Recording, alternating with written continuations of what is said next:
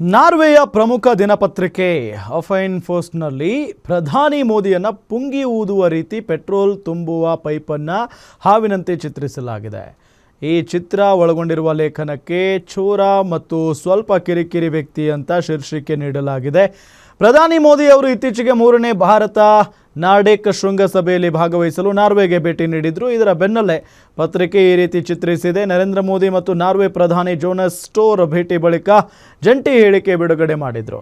ನಂತರ ನಾರ್ವೆ ಪತ್ರಕರ್ತೆಯೊಬ್ಬರು ತಮ್ಮಿಂದ ಕೆಲ ಪ್ರಶ್ನೆಗಳನ್ನು ಸ್ವೀಕರಿಸುವಂತೆ ಪ್ರಧಾನಿ ಮೋದಿಗೆ ಕೇಳಿಕೊಂಡಿದ್ರು.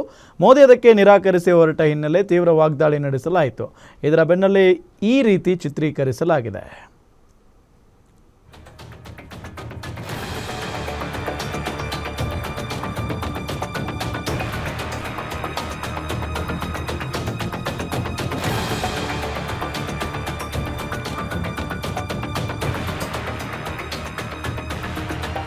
Prime Minister Modi, why don't you take some questions?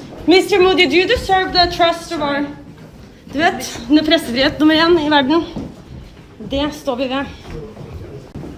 Mr. Modi, do you deserve the trust of our... Du vet, under pressefrihet nummer 1 i verden. Det står vi ved.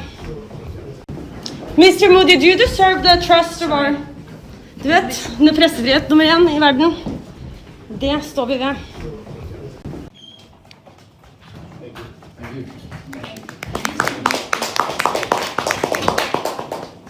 Prime Minister Modi, why don't you take some questions from the freest press in the world?